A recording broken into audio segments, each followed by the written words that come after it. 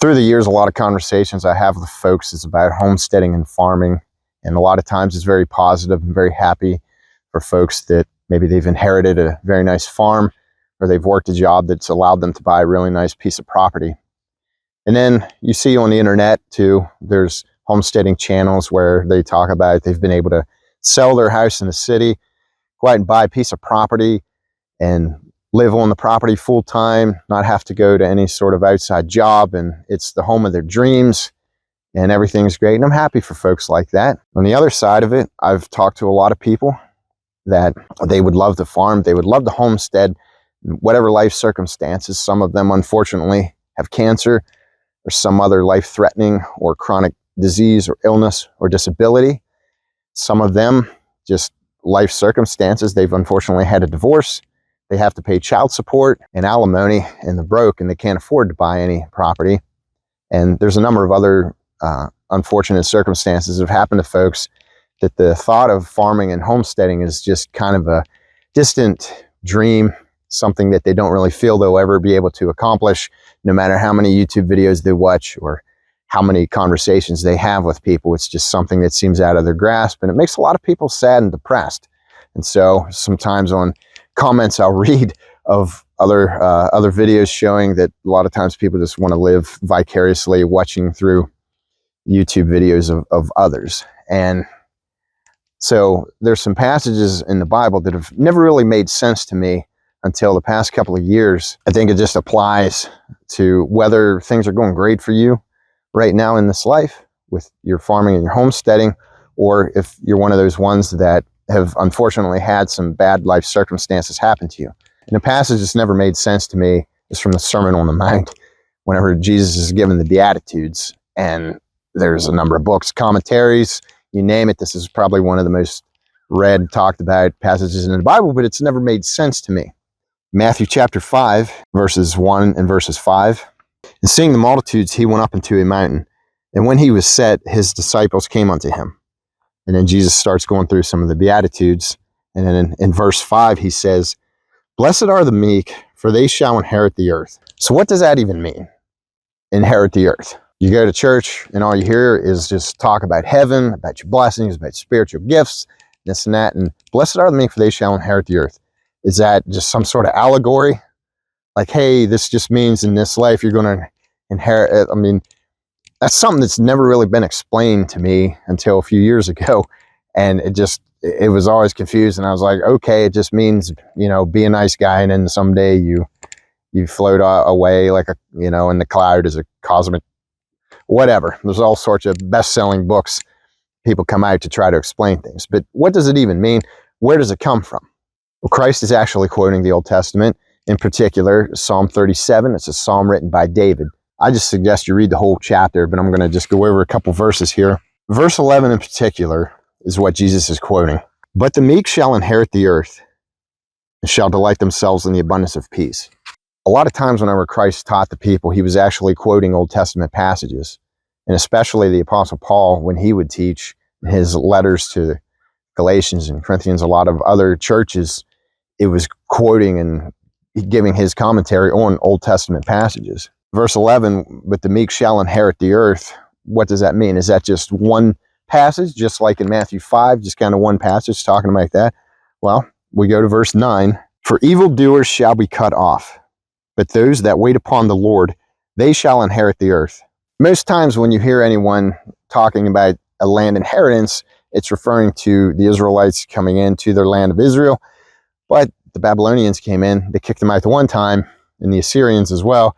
And then also, eventually, then the Romans come in, completely obliterated and massacred and scattered them throughout the four corners of the earth. And so they're not inheriting that land right now.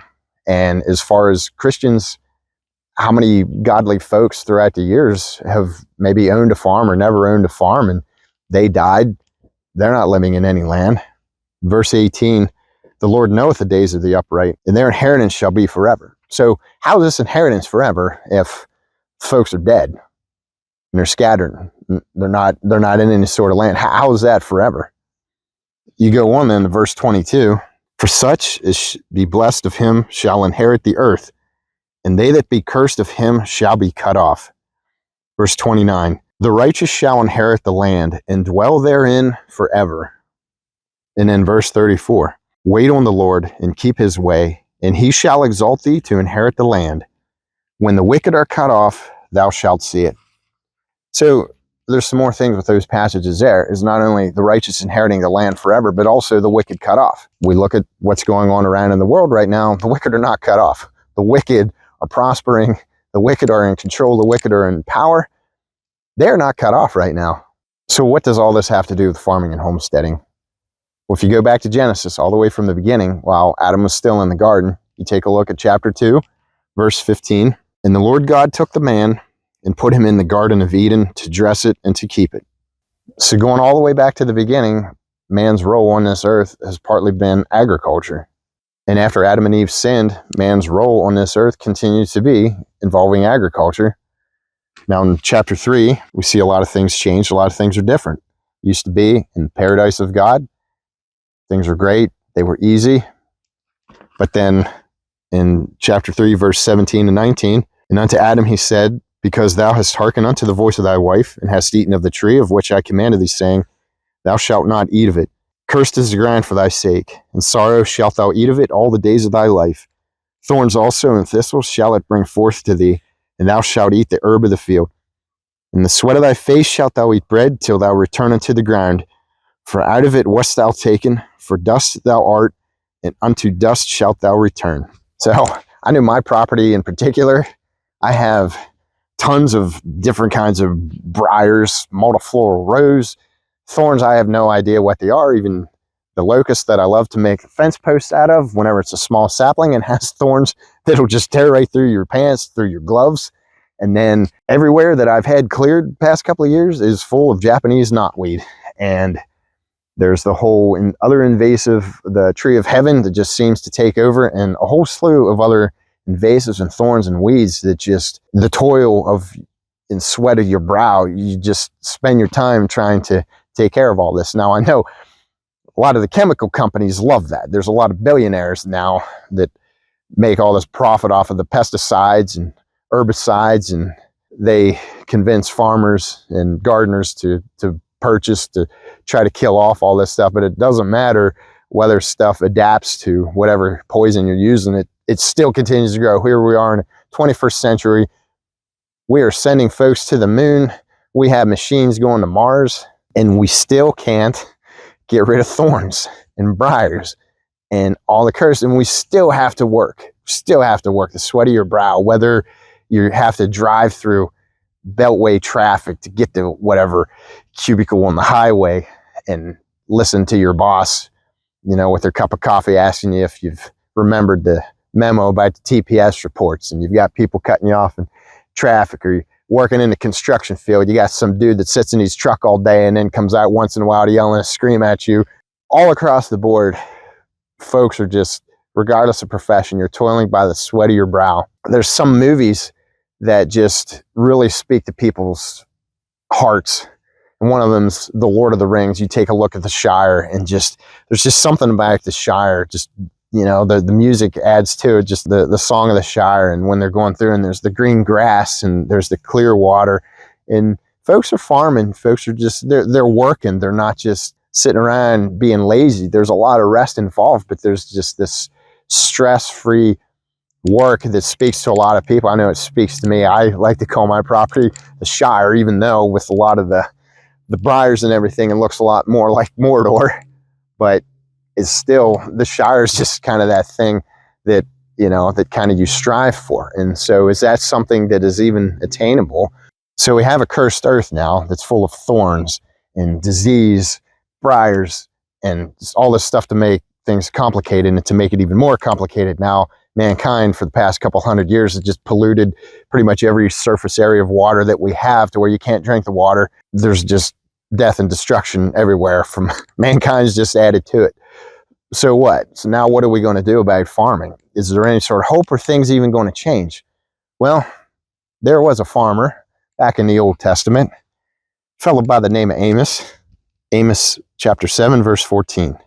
Then answered Amos and said to Amaziah, I was no prophet, neither was I a prophet's son, but I was an herdman and a gatherer of sycamore fruit. Amos, he was a farmer. He was a shepherd. And what's he have to write about farming? Well, he talks about after the day of the Lord, when Christ is sitting on his throne in Jerusalem, and we start this process of restoring the earth, of everything being regenerated. And it's a really interesting passage in Amos chapter 9, verse 13. Behold, the days come, saith the Lord, that the plowman shall overtake the reaper, and the treader of grapes him that soweth seed. And the mountains shall drop sweet wine, and all the hills shall melt. The first time I ever heard that passage, it just really blew my mind. It's been a couple years now.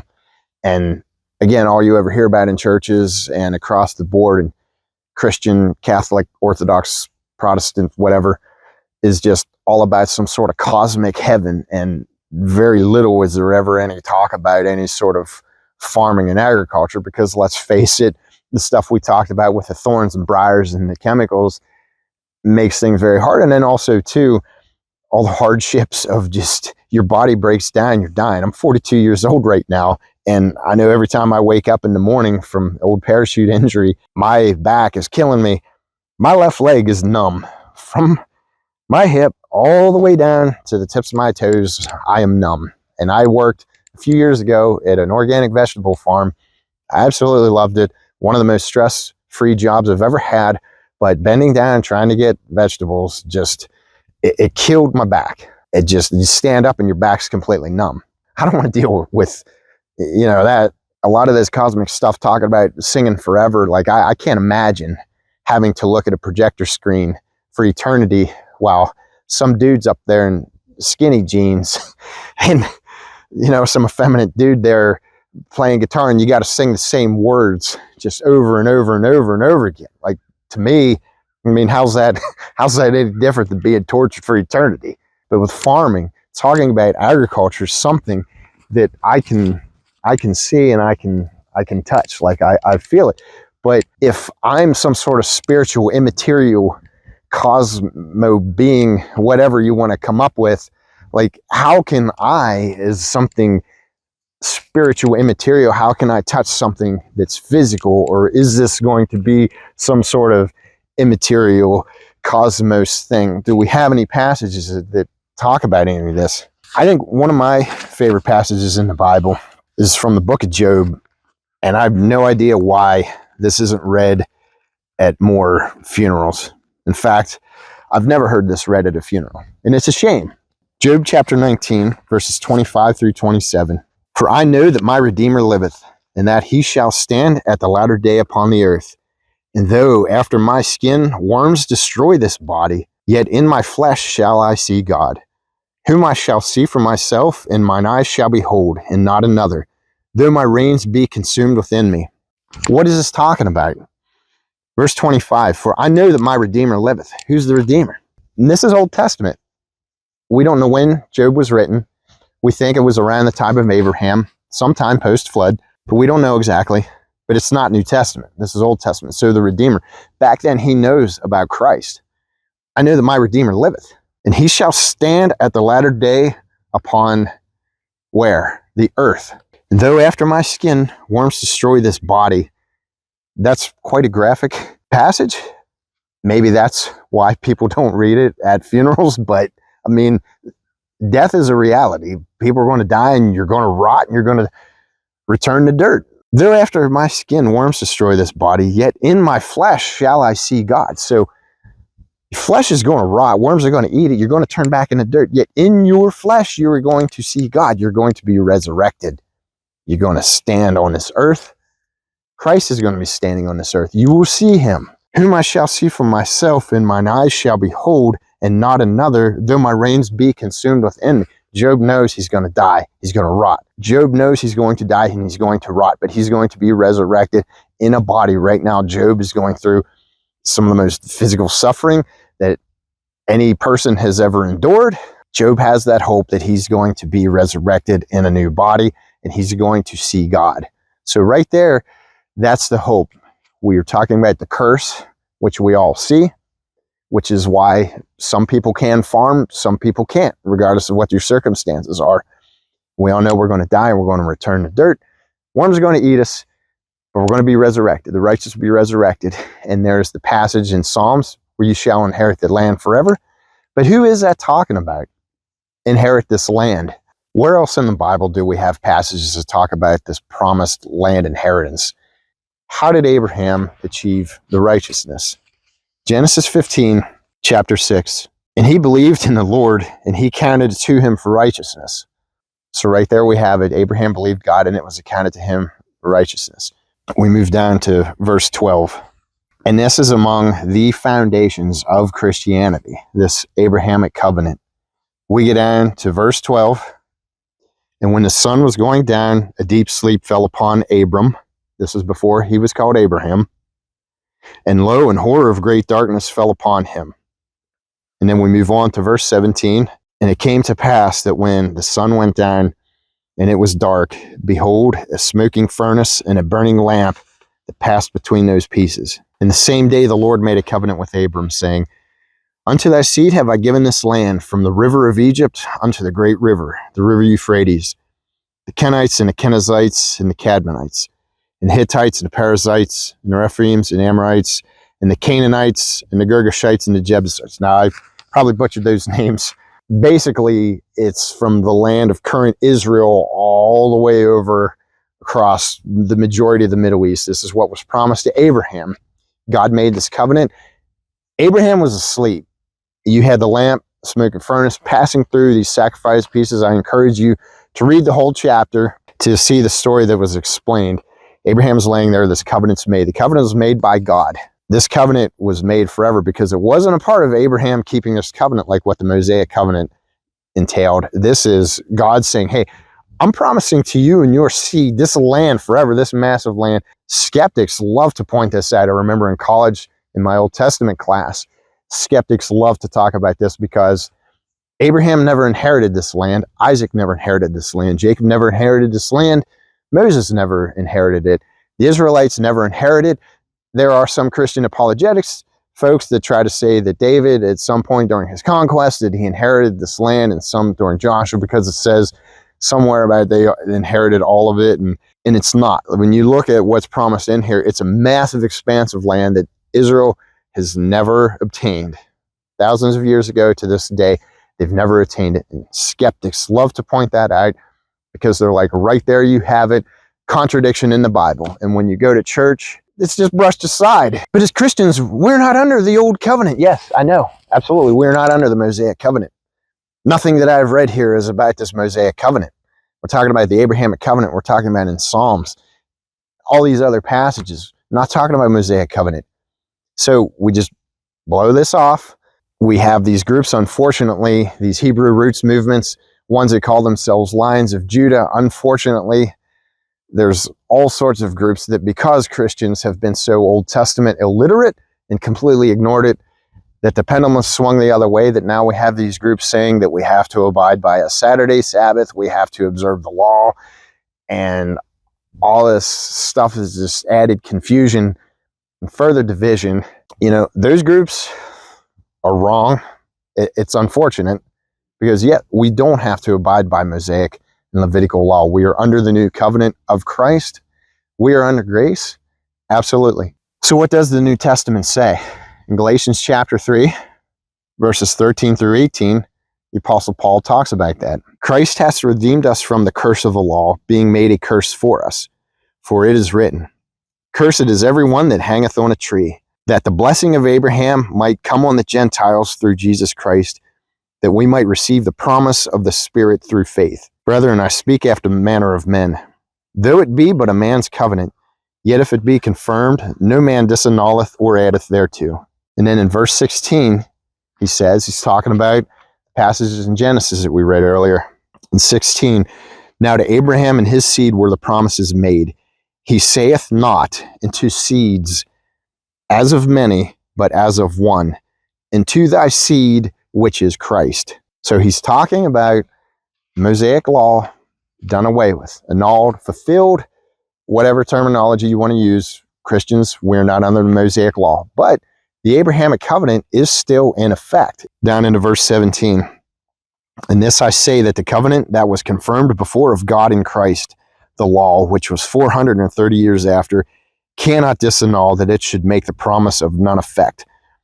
For if the inheritance be of the law, it is no more promise, but God gave it to Abraham by promise. So what's all this saying? Essentially, God made the promise and the covenant to Abraham. It wasn't any stipulations involved to it. It was a promise, and that was that. The Mosaic covenant, there were stipulations involved. No one except for Christ was able to keep. So what else does it say? Continuing on in chapter 3, verses 28 through 29. This is the key part to how the Abrahamic covenant still pertains to Christians. There is neither Jew nor Greek, there is neither bond nor free, there is neither male nor female, for ye are one in Christ Jesus. And now, in verse 29, how does that apply to Christians? Paul says, and if ye be Christ's, then are ye Abraham's seed and heirs according to the promise. If ye are Christ's, ye are Abraham's seed, regardless of male, female, Jew or Gentile, what color you are, whatever. If you are Christ's, you're Abraham's seed and heirs according to the promise. And what is that promise? A lot of times when we talk about the promise given to Abraham, we just want to focus on he'll have the child Isaac, and then he'll have a multitude of descendants. That's part of that. It was given in different parts of Genesis, but there's this land inheritance that Paul talks about earlier on in chapter 3. It's given to Abraham and his seed forever. So you're part of that seed now. You have this land inheritance spoken about in Psalm 37, the righteous inheriting the land, in Matthew chapter 5 in the Beatitudes. Blessed are the meek, for they shall inherit the earth. And so now we have the land promise established that we as Christians, we're going to have this land given to us. So regardless of what circumstances you have going on in this life, whether you're rich or you're poor, whether you're crippled, whether you have some sort of chronic disease that your time upon this earth will soon be over, you have this hope now that someday you're going to be able to go out and farm. The passage in Amos is awesome. Just talking about the plowman shall overtake the reaper. So what are some of the other passages that talks about this? In Isaiah 65, we have verse 25. The wolf and the lamb shall feed together, and the lion shall eat straw like the bullock, and dust shall be the serpent's meat. They shall not hurt nor destroy in all my holy mountain, saith the Lord. So I think it's pretty interesting that you have folks like Alan Savory and Joel Salatin that are talking about regenerative farming. Alan Savory showing parts of Africa in the desert that they're able to just take this desert wasteland, and through agriculture, they're able to turn it into lush pasture and savanna. And it's pretty cool. And Joel Salatin out of Virginia, he's teaching people using regenerative farming, because one of the things that I've wondered about is, okay, once the predators become vegetarian again like they were before the fall, how are we going to feed all this? What's going to happen? This is the passages in the Bible that are talking about this future farming, the plowman taking over the reaper. And there's countless other passages that even talking about fishing in the Dead Sea along En Gedi, where fishermen are going to be able to fish because there's going to be a river proceeding from the throne of God. It talks about the living waters, these healing waters. And I know Christians have spiritualized a lot of this. There's actually going to be a river flowing and healing the Dead Sea.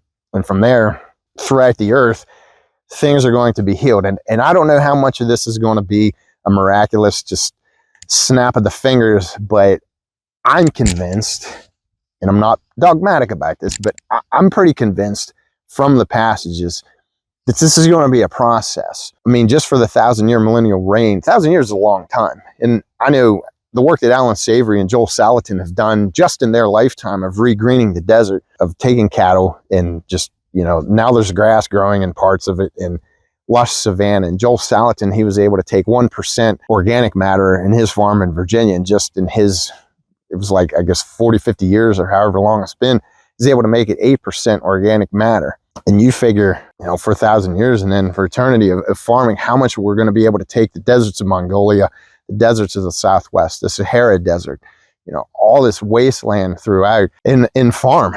Again, I'm not dogmatic. Maybe Christ will just speak the word and all the land is healed. Maybe that'll happen. I don't know. One of the things that I do know is with the passage in Isaiah talking about the predators that are going to become vegetarians like they were before the fall in Genesis, when eventually animals, under the curse, began attacking and eating other animals. With farming, a lot of the problems that we have now is to protect animals from predators. A lot of times they're in confined spaces and you have this whole mess of manure and everything. And so part of things just to think about with farming, and being a little bit of a smart aleck here, but there's no passage that talks about us being, CAFO hog factory farms, these chicken factory farms. There's not going to be these pig factory farms of where it says, behold, the manure pits shall overflow, and your neighbors shall rejoice in the stench as their eyes burn and their stomachs sicken. So I just made that up. But yeah, there's no passage that talks about that. We're going to be basically like the Shire of just, will we have tractors? Will we have machinery? I don't know. It doesn't really say one way or another. Someone would show a verse. I know there's speculation with Revelation talking about the armies of the horses. Does that mean that everything is going to be off the grid at the time of Christ's return? Like, we don't know. We could speculate all day. I don't know. Who knows? Maybe we'll have a bit of both. Whatever. It doesn't matter. All I know is that we'll be able to farm. And I think that's awesome. There's going to be soil rebuilding. We're not going to have the thorns and the weeds. One of my favorite books of the Bible is Ecclesiastes. There's a lot of passages in there that just talks about farming and homesteading and just you're doing all this toiling. But what does it mean? Because in the end, you're going to die. And that's a very sobering thought. You may die and give it to someone that may be a wise son, or maybe there'll be a foolish son. There's just lots of passages that talk about that. And there's a lot of passages that talk about just to enjoy it. Just come out, whatever your circumstances are, to try to enjoy it, to try to eat and drink and enjoy it. Not as the Romans did, of just this squander and this debauchery and the drunkenness and everything that they did. Not like that, but just enjoy it and be thankful and enjoying the fruits. And until Christ returns, Ecclesiastes 12, verses 13 and 14. Let us hear the conclusion of the whole matter. Fear God and keep his commandments, for this is the whole duty of man. For God shall bring every work into judgment with every secret thing, whether it be good or whether it be evil.